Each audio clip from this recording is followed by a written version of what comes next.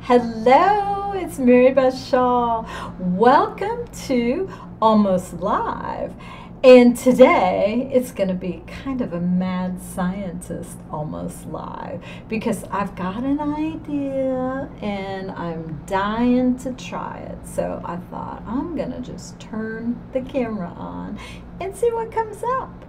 So come along for the fun. I think we're gonna have something good here. I got a good feeling about this. All right, here's my work surface. This is one of these Teflon baking sheets. So you know I'm gonna be doing something hot, right? And look what I'm surrounded by. Masses and masses of embossing powders and Tim Holtz Distress Embossing Glaze. I have them turned upside down so I can see their colors. And yeah, I have a lot. And I was watching Kirsty Hall online like I do, and I just think she's the bomb.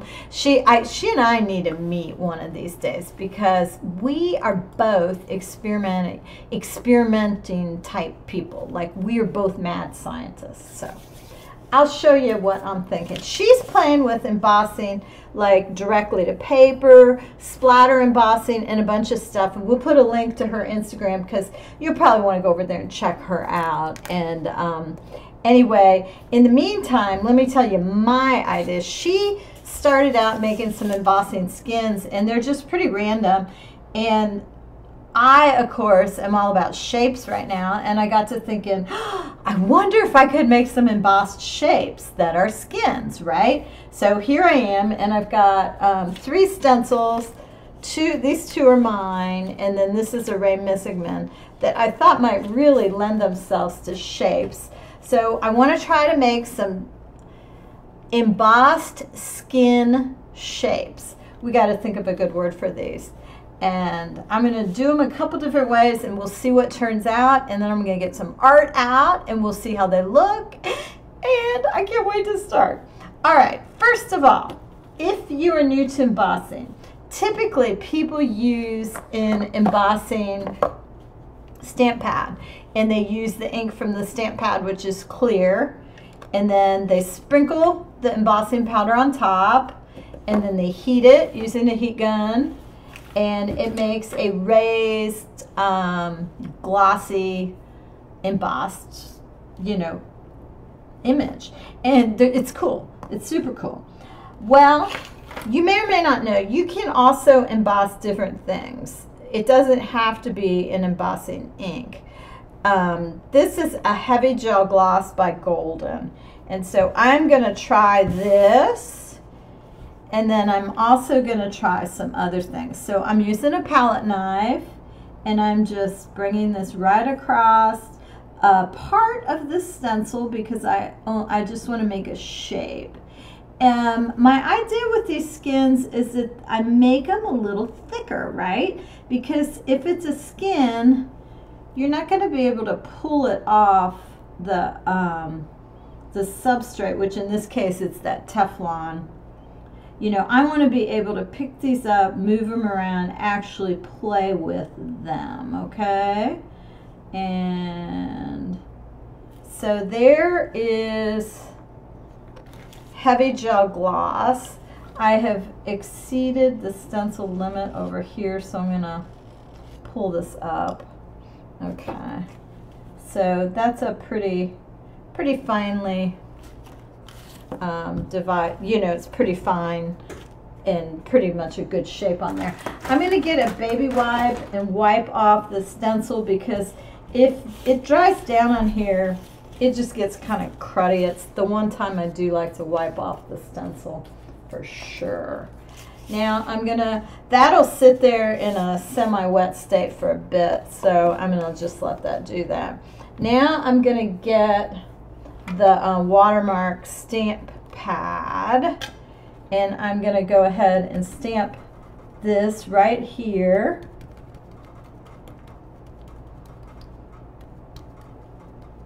You could also use a sponge against here and get some of it and then stamp it. if you felt like you weren't getting enough coverage. It is really hard to see. So let's see how this goes. Now, ideally, I would pick this up, and get the rest of the powder back into that container. I don't know what I was thinking. I'm gonna have to pick this up. So I'm gonna put this over here and see if I can pick this up and get the rest of this powder out. Yeah, there it goes. So see how it made the shape there? And this is so huge. If I can get it back into the container, it will be a modern miracle right here, right here. I got most of it back in. I'm a big fan of this color of pink. I'm gonna see if I can just get a brush to perhaps move this away, and then I'll get it later. I don't wanna, I hate losing that hot pink embossing powder. I mean, is that so flipping gorgeous, right? Hello, you know me and my hot pink. Well, I really love that one. All right. I have over here some coffee filters, and I should be just putting it back into the coffee filter. All right, let's use one of Tim's with this one. Let's see. Let's use this color, Vintage Hinge.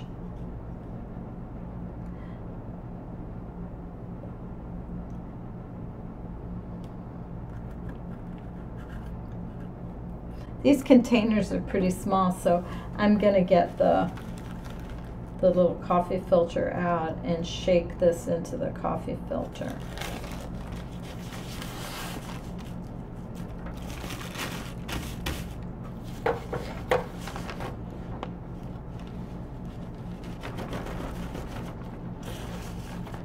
All right, so there that goes.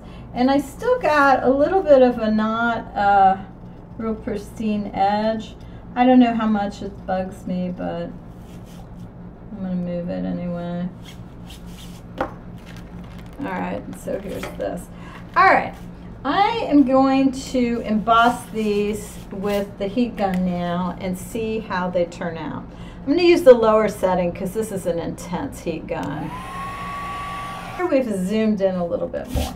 Now, what I want to be able to do is to peel this off of the Teflon, and I do not believe we are thick enough as of yet to do that. This pink one is surely not thick enough yet.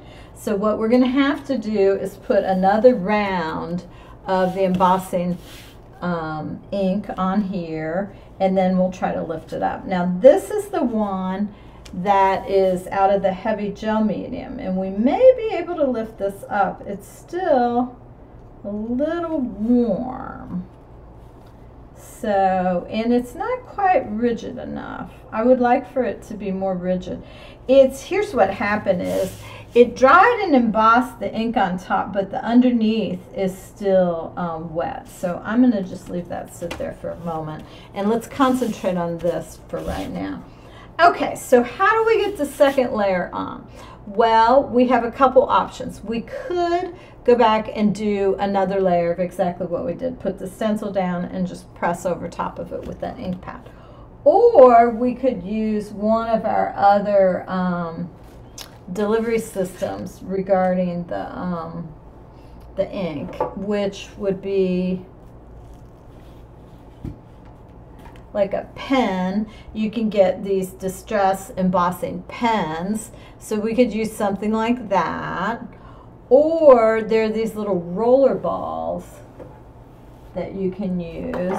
Roller ball is it's an ink pad refill, so you could use that, and you could just, let's get some of this off of here. Let's see how this works. We'll give this a shot.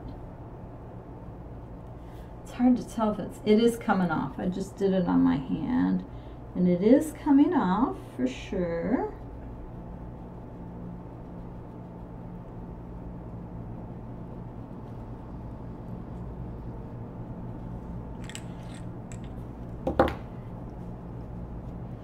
I'm gonna put,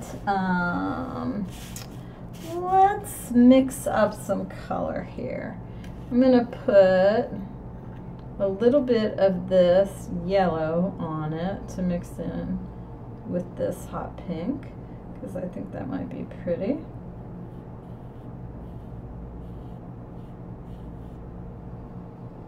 Oop, well that was a lot. Okay, so I'm gonna use all that then. But you could certainly mix these up or anything you like. You could blend the powders up, just whatever you have in mind. I know that when I make my art, I like using hot pink and yellow over it, so I'm wondering if it might also be cool with embossing. So let's take a look.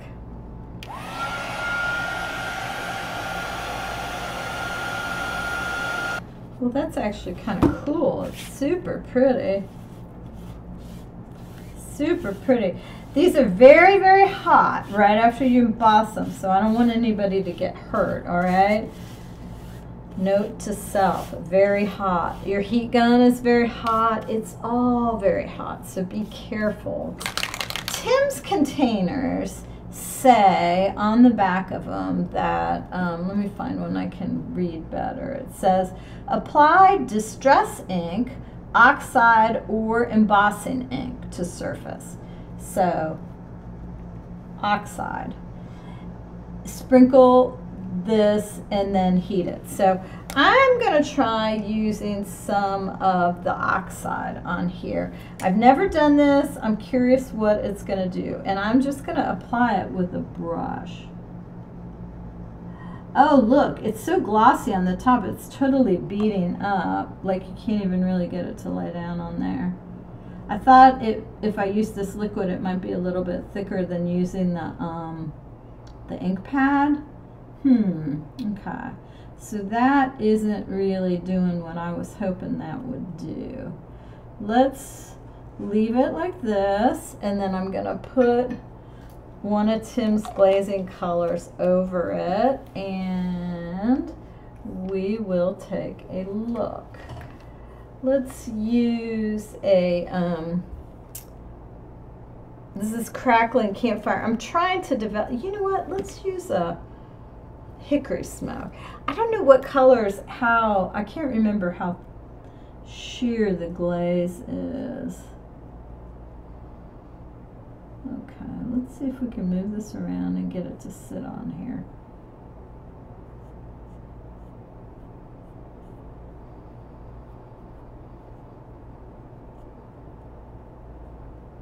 Okay.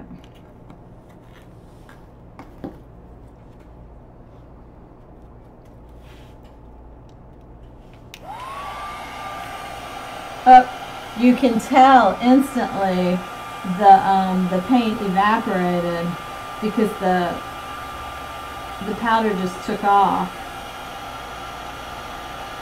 I'm going to drizzle some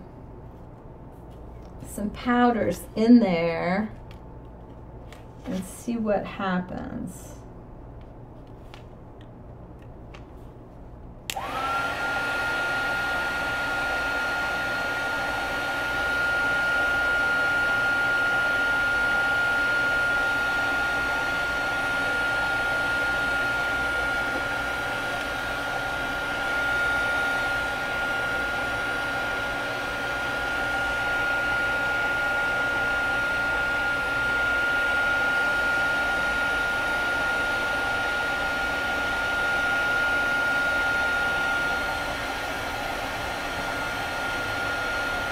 Wow, that is cool. It is still warm from the underneath, and it is quite fascinating. The look of this thing. It is really pretty. Now, these, I guess, are super glossy.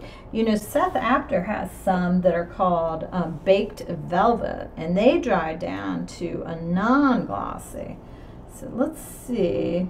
I don't know if this will hold any of the baked velvet or not. I was just curious if this will dry down, like if we use the baked velvet, if it'll dry down in a matte finish. Let's take a look, shall we?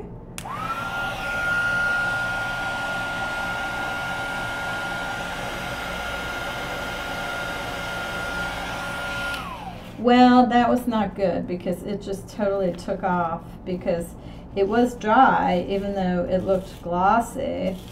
I blew a hole in it, which I gotta say I rather like because that makes it look even more cool having a hole in it.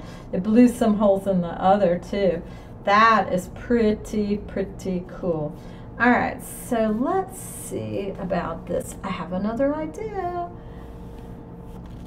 All right, so I'll put the ink pad right on this. I think that's going to allow me to get more depth, right? Or to get, like, really press it onto there. And then I'm going to get some of the Seth. And the only reason I'm trying to get it matte is that if I use this in my journal, I think that the glossy is going to tend to really stick. Well, it is still glossy, but it made more holes in there, and it also popped some of the pink from underneath, and gotta say that's wildly exciting to me. I didn't watch all of Kirsty's videos. She probably got a similar result, I'm betting, if she kept layering it up like this, because this is super cool. And to get those little edges like that is very pretty. I think you need to make sure that you have a sharp-ish palette knife to pull it off the Teflon though, to keep those little delicate edges going. Oh, is that ever pretty? Wow. Layering the color is super nice. All right, so we've still got this guy over here. So I would suggest if you decide to do this at home, perhaps you wear a mask. I'm a little bit smitten with this right now, this part with the holes. Oh my goodness, I love that so much. All right, so let's see. This has got so hot. I mean, I could tell because it was literally bubbling. It looked like some sort of a caramel sauce or something. You know, like you were making it in a pan and it was bubbling that much. I think it might have dried it out though. I'd like to see if I could pick it up because I think that is the key to going into some more experimental methods with these skins. Okay. Alright, so now I can see what's really going on here is it still isn't totally dry from the back, but I am going to go ahead and hit that with some heat again before we start working on the other side.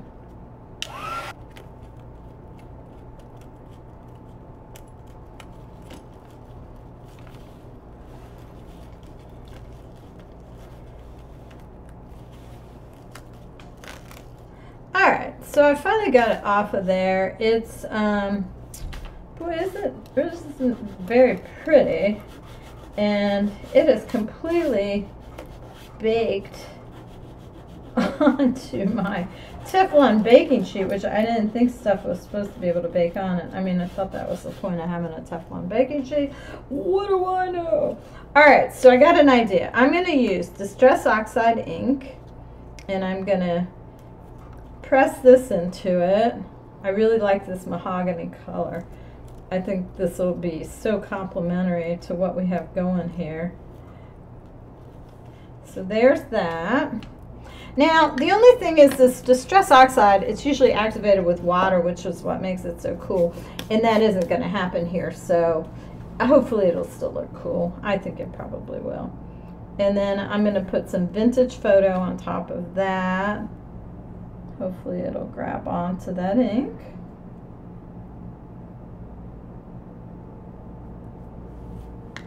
Okay. And then let's grab a few of these little bits here of the gold.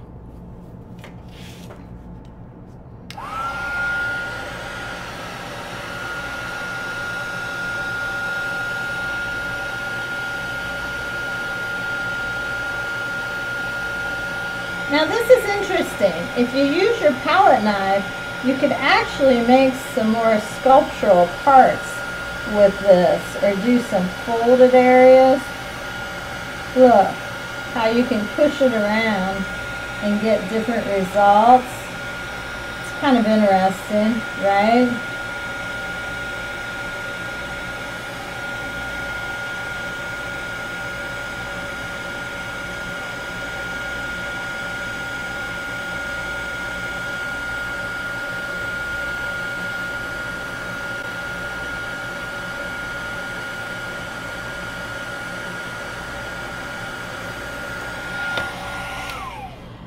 I'm off the range, you guys. I was trying to just make some skins, and now I'm making little sculptural skins. I don't know what these are going to be like. It's very hot. I'm going to have to wait for it to dry for a bit. I do want to go back with this and say that, you know, if you start with your normal inks and so forth, I think you have a real nice base to lift it off and to make a very interesting skin, which is pretty darn exciting to me. Oops, a little bit flipped off here. Get out of there. Okay, so let's see if we can pick this guy up now. Alright, so here is this. This is kind of interesting. I am not sure at all what on earth I would do with it, but something about it, I don't know. It is dry in the center, although it sure feels like it's not. So let's try this. I'm going to use this embossing dauber. See if you get some embossing. I pulled up some of that ink color. And then I'm going to put a little bit of this hot pink in there, just because I love hot pink and brown, just like I love hot pink and yellow. I think maybe I just love hot pink. Okay, interesting. I'm going to go grab a couple pieces of art and see how these might look if we included them in some art. See if I can find some kind of potentially finished art. Go. All right, so like look at this piece. So imagine you could add, you know, a skin. Gosh, you could even use these holes and highlight a word, or you could totally add this to your work. I mean, I've got this circular theme going here as opposed to the rectangular, but I think you get the picture of how you could possibly add that in. And I really like this, how this turned out. So let's look at this one, which I haven't even done much work on this one yet. We could certainly go right there. We could add this somewhere. I mean, this one, I would say the colors, I'm not totally digging the colors right now, but I still believe it has a lot of potential. It's a very interesting thing. It almost looks like some, like it's a resin, you know, like it could be a piece of jewelry or something. This one too. I think there's a lot of potential here, you guys. I would urge you to give this a try. Just have ventilation, wear a mask, you know, don't go crazy and breathe it all in. But I can't wait to see what you all decide to do. You can see how these both started out in shapes, and then they kind of just got a mind of their own, didn't they? So fun. I hope you enjoyed watching me play around and try to create some skins from embossing powder, using stencils, of course, because that's what I do. Thank you so much for watching.